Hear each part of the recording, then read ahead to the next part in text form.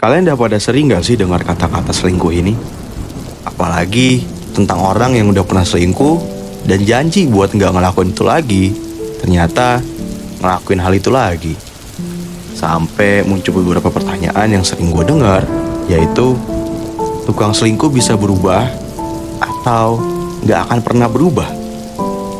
Sebelum gue jawab itu, gue kasih tahu dulu alasan kenapa tukang selingkuh ini suka selingkuh. Meskipun udah janji buat nggak ngelakuin selingkuh lagi.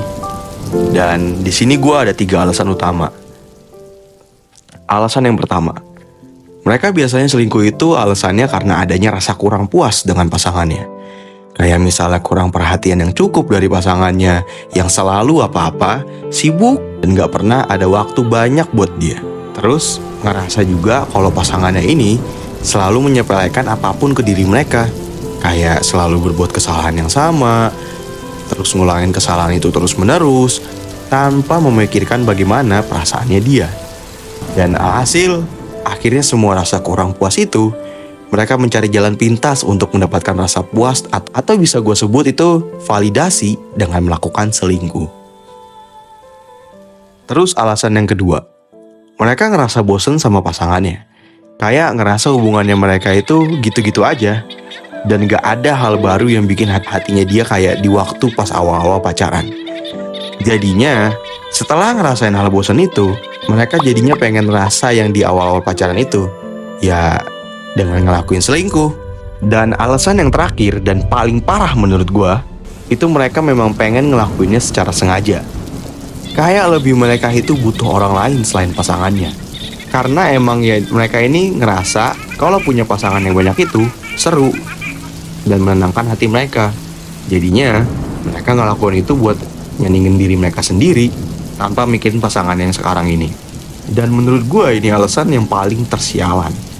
Karena egonya itu tinggi banget dan bagi gue malahan empatinya udah gak ada sama sekali.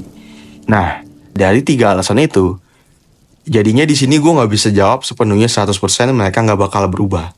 Tapi cuma bisa ngasih jawaban itu mungkin. Tapi mungkinnya ini sangat teramat sangat langka. Ya kayak mau gacha karakter grade SSS yang red dropnya aja tuh cuma 0,01%. Kenapa gue bisa bilang kayak gitu?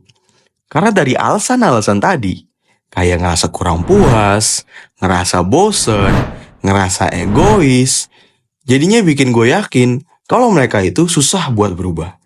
Karena ya biasanya nanti ke depannya, kalau terjadi hal-hal yang memicu alasan-alasan yang gue bilang tadi, mereka kemungkinan bakalan ngelakuin itu lagi. Karena itu ya udah bisa jadi buat tempat pelarian yang nyelamatin diri mereka sendiri kalau misalnya terjadi hal-hal yang gak mereka inginkan. Nah, terus lu sebagai pasangan yang diselingkuhin ini harus gimana?